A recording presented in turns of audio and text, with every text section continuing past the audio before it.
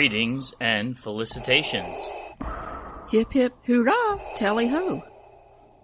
Wow, we are back here again. Not only the two of us, but we are happy to have on board our good friend Lee Red 2. Welcome as always, Lee. Thank you for having me. I guess we're finally to one of the big ones, one of the best movies ever made. The movie that put the franchise in a whole nother universe. Excited to be talking about it with you today. Here we are, The Empire Strikes Back. I mean, how excited were you, baby doll, when you first saw Empire? Yeah, I was excited. Now this, there, of course, there was always a lot of hype around it, but for me, this one was the first Star Wars movie that I saw in theaters, or the first one I saw at all. And, since I already knew about the hype, I mean, yeah, I was excited to see this. I was like, yeah, I finally get to see one of these movies. So you were a StarLog collector by proxy of your brother, who was a big fan of StarLog magazine, and we're flipping through our StarLog collection right now. We see on the cover of number 35, number 36, number 40. Those are massive issues for Star Wars collectors. What was it like? Because I wasn't getting StarLog at that time, and I know, Lee, you mentioned you weren't. What was it like to get glimpses of what The Empire Strikes Back was? And you were talking about the first Star Wars, too, during that time period. What was it like, the feeling of excitement to primarily get glimpses of it through the printed page? It was a lot of fun. You would go through it and see all the pictures and, of course, read the articles. And I don't remember any spoilers. It was just fun to read about it. And, of course, I was just always excited to see anything I could see from it. And yeah, to see all the pictures before you could actually see the movie, I thought it was great. I mean, just to have these small details. Oh, look at that, you know. And also, I kind of remember, like, when we were trying to do this podcast and we found out really it didn't seem like they had as many Star Wars issues when that movie came out. We found a lot more issues about The Empire Strikes Back. So by the time Empire came out, was really when Star Wars was in its full-fledged cultural phenomenon thing, when it was popular enough that there were just so many issues of StarLog devoted to it. Yes, because when we were going through our back issues of sci-fi magazines, a lot of it had to do with the after effects of Star Wars. And when we say Star Wars, we mean the original Star Wars, what's now called A New Hope.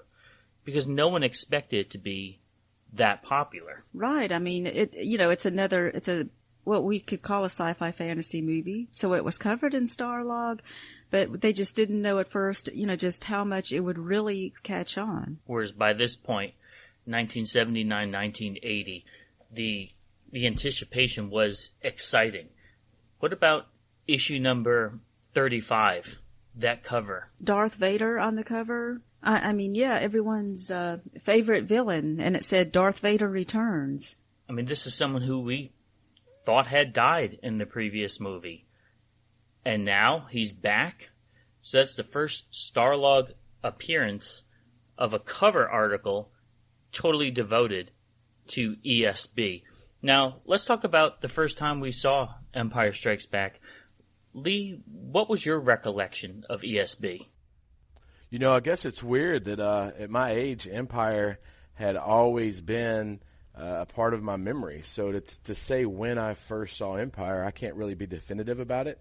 I guess it's almost like Leia and her mother, you see these images. I do vividly remember sitting in the living room of some of my friends' houses.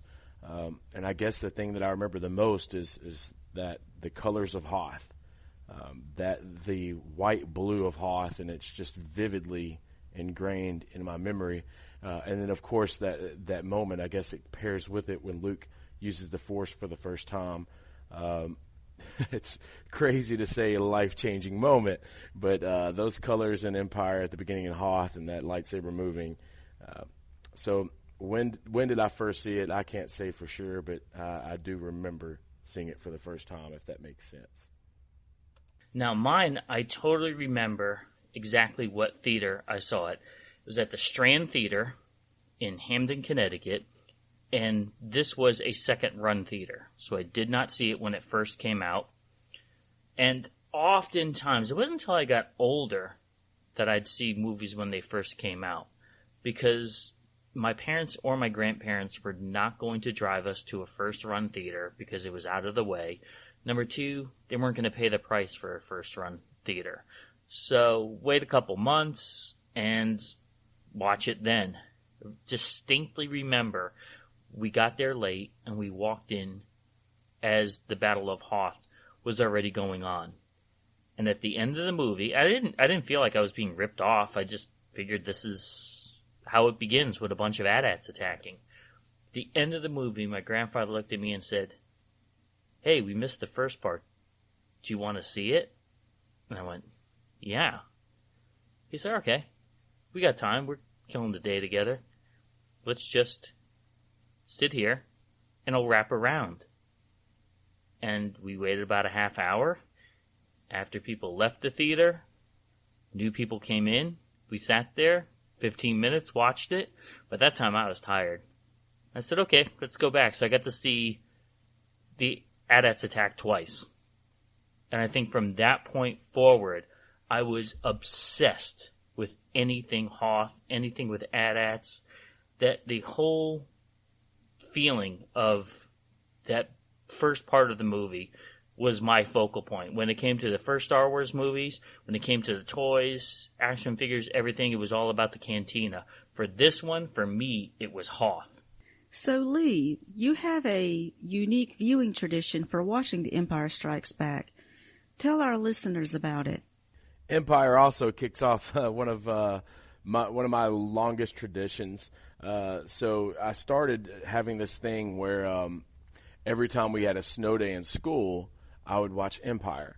When I was younger and we used to get some really good snowstorms, it would be a really cool way of starting it off. The ground's covered in snow, and again, you have Hoth on the TV, and it just set the stage for a great day of no school and all fun, right? I've carried that over, on May 4th now. Every May 4th, I'm going to watch New Hope, and on my birthday, Return of the Jedi. So but Empire was the one that started it. And you get your toys out in the snow, and it's just you can't beat it. Can't beat it. An all-terrain walker. It's invaded Hoth. From Kenner's Star Wars, The Empire Strikes Back collection, new Hoth Ice Planet that you put together. You can make the elevator go up or down. Hoth! New Imperial Stormtrooper, Rebel Soldier, and Han Solo action figures each sold separately. Get him, Han! When you push the action lever, Stormtrooper falls. Now's my chance to sneak in. I'll cover you with the radar laser cannon.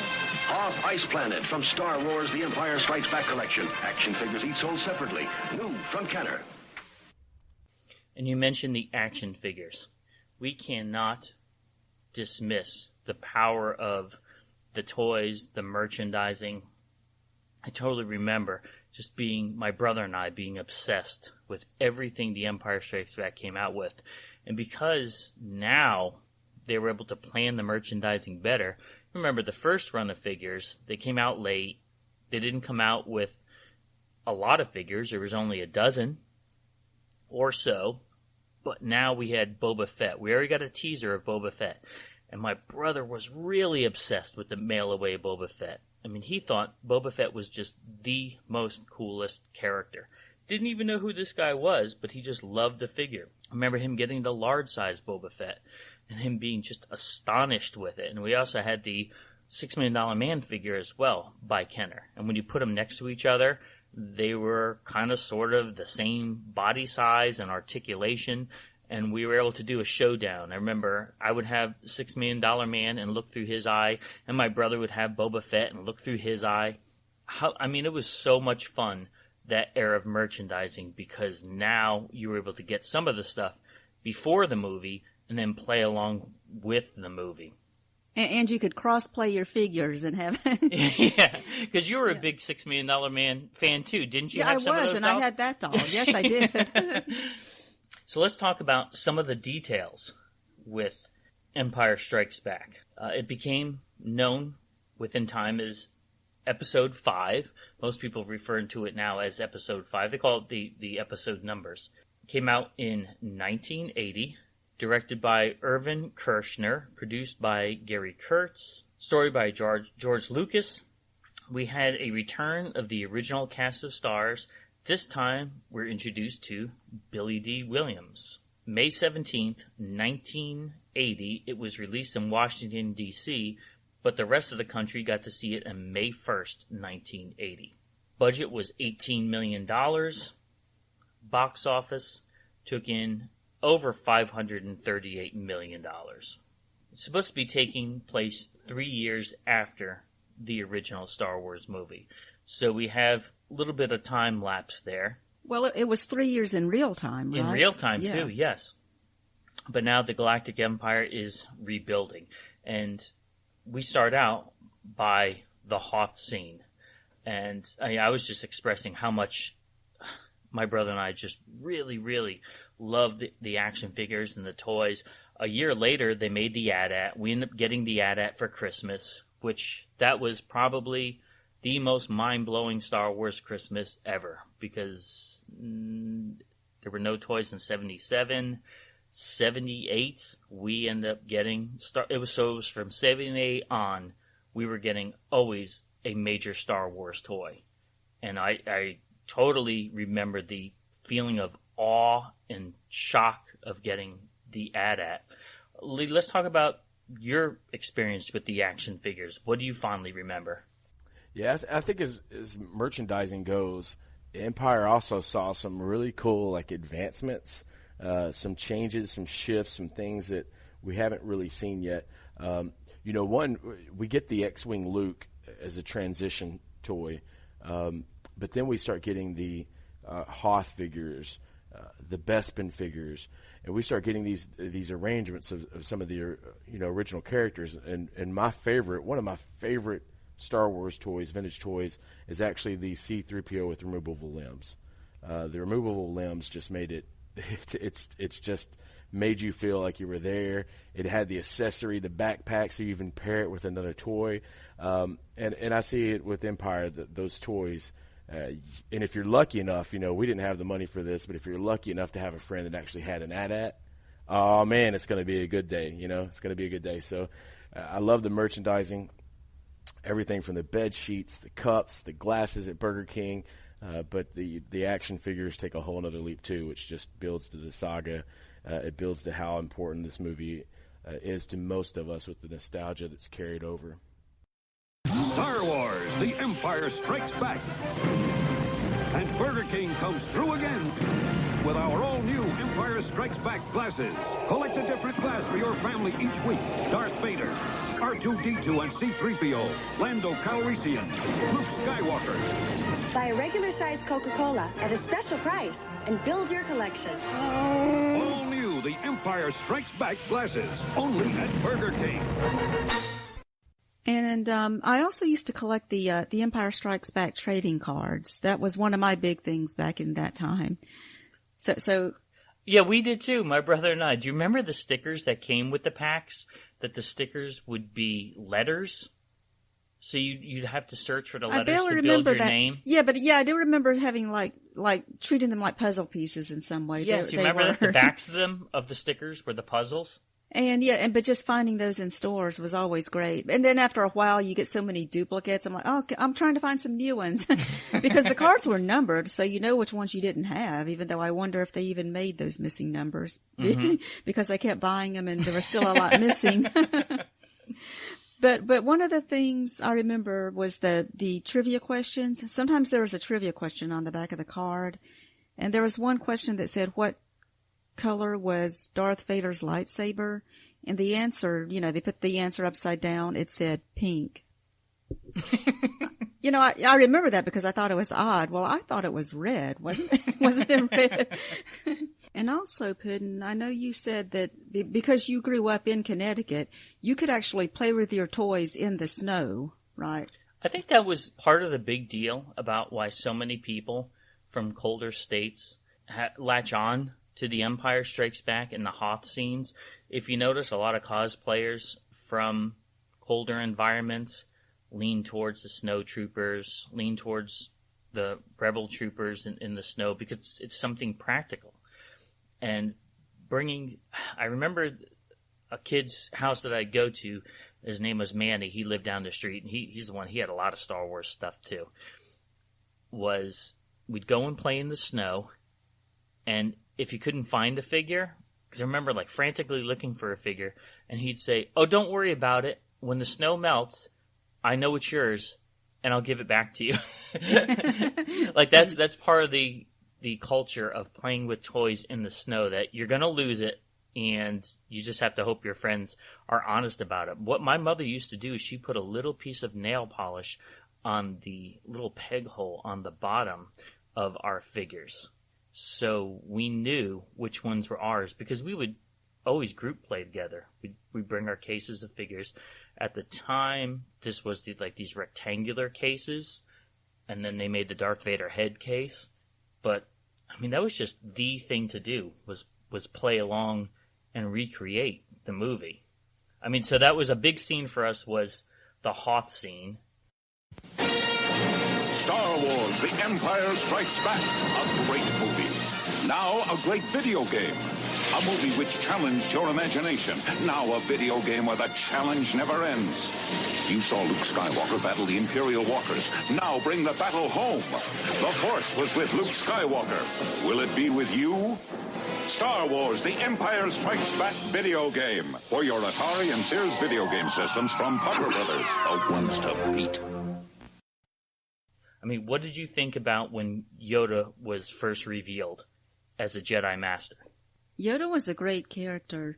Yeah, I love how he was wise, and it was a great idea that he spoke, the backwards speak. That's so unique, and it's still, one of his trademarks today.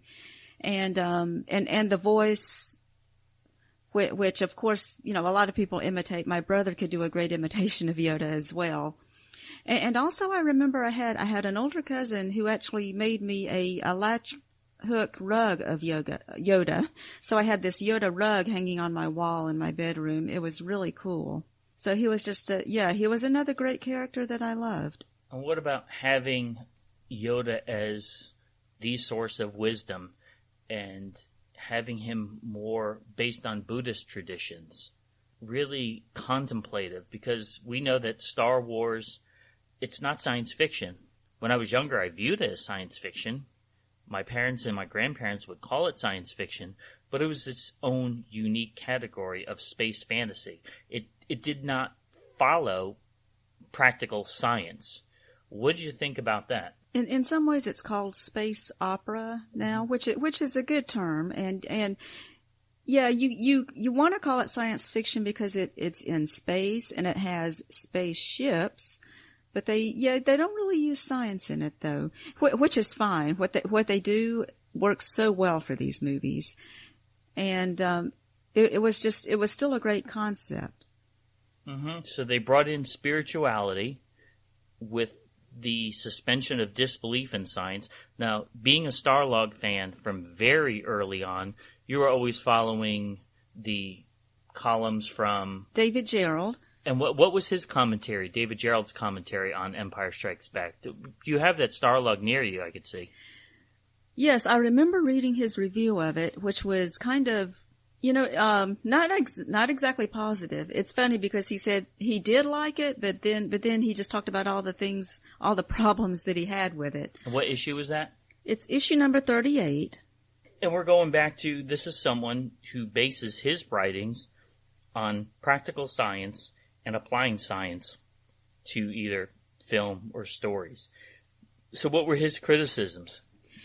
Now, of course, we know David Gerald is the one who is famous for writing the Tribbles episode of Star Trek, which you can't really say is science fiction either, but but it was a great episode, one of the most popular episodes. So for his review of The Empire Strikes Back, he says, how the Millennium Falcon went from the Hoth system to, the asteroid field and wound up in the Bespin system. But the hyperdrive was broken. So how were they actually to do that with the hyperdrive broken? That was one of the things he pointed out.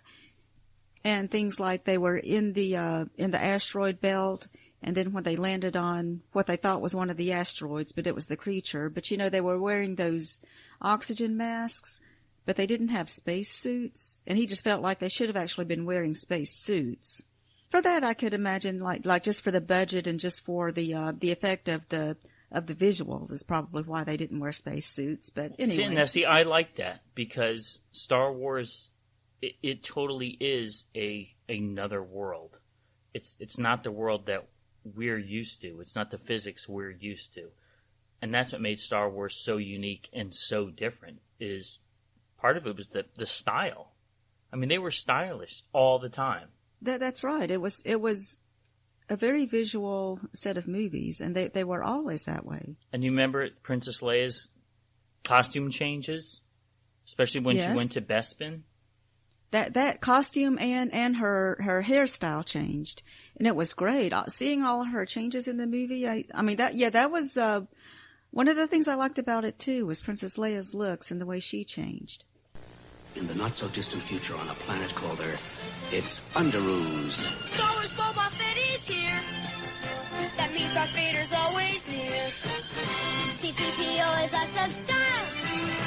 And R2-D2 just makes me smile. Star Wars Underoos are here, yeah! Something out of sight in underwear. Don't be so ridiculous, R2. Underoos are for Earthlings.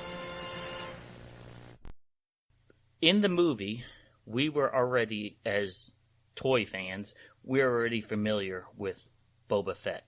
And Boba Fett actually was introduced in the Star Wars Holiday Special. He made his first public appearance in a parade, that is, an actor in a costume. But let's talk a little bit about the bounty hunters. These are a group of people that in many ways you could argue stole the show in Empire Strikes Back.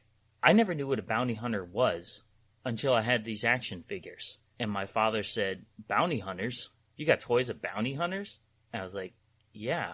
It's like, I don't even know what that is. He goes, bounties when you hunt people down. All of a sudden, the coolness factor went even more high up. I was like, wow, this is their whole purpose in life, is just to hunt people down? That's awesome. So I learned a new vocabulary word just through The Empire Strikes Back.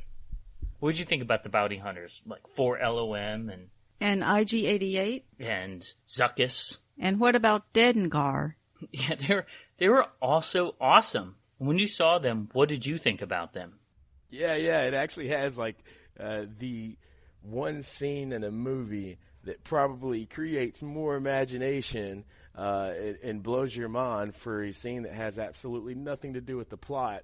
When you see the bounty hunters for the first time, oh my goodness, it just sets it off. And it just shows you the richness of Empire and richness of Star Wars, that just a little glimpse at stuff and your mind can go in all these different directions.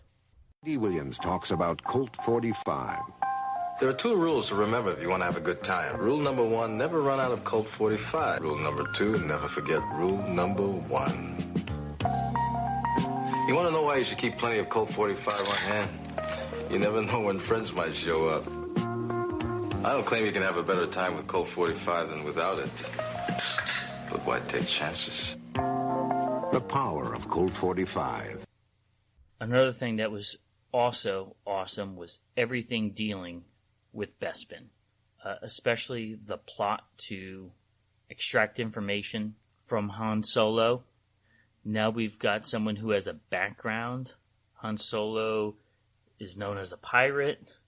We're building on the Lando character.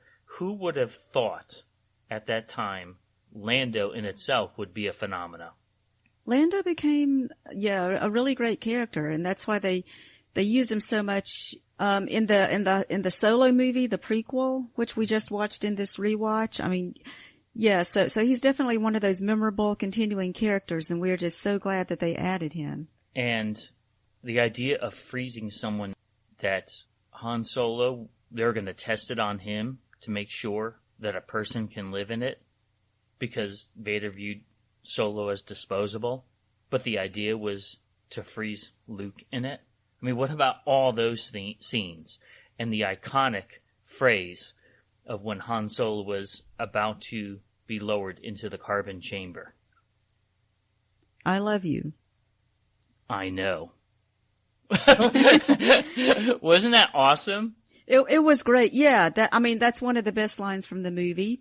And what I heard is that that's not really the way it was originally written. That Leia says, "I love you," and then Han was supposed to say, "Just remember that, 'cause I'll be back." But Harrison Ford is the one that just put in the "I know," because he thought, it sounded better, and it was funny, but it was also in with Han Solo's character. Totally was in character, and this is an era when actors were able to have some say in their characters. Now that's virtually unheard of. And I think that's one of the reasons why we love classic movies, sci-fi movies from that era, and talking to the actors of that era, because to a degree they brought some of the creation of the characters.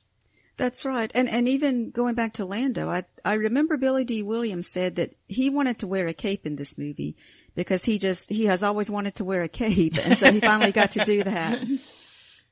I mean, how awesome is that? The lightsaber battle between Luke and Darth Vader. Awesome. Oh man, I was going crazy over that. That was, wasn't it? It was the big climax. It was Luke's fight for his life. And it was very dramatic and serious, and you felt Luke's pain. I mean, it was a great scene. One of those great iconic battles. Just mano a mano. We never ever get tired of watching this movie. How about you, Lee? Yeah. I think one of the crazy, genius things that sticks out to me when I'm looking at Empire and what makes it such an amazing movie is, as you get older, a movie that is usually based on mysticism and all these things, usually as you get older, it loses a little bit of its flavor and its flair.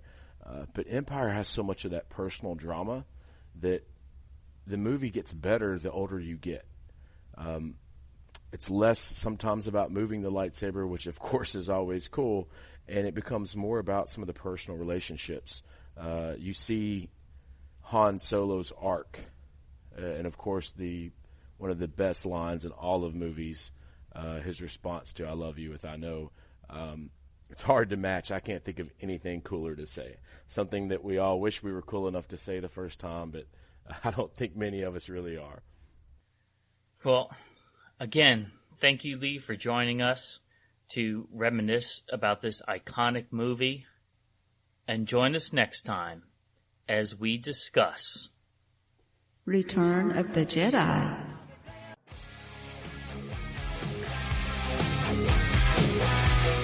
Thanks for listening. Make sure you hit that subscribe button and join our Facebook group. Live long, and may the Force be with you. Nanu Nanu.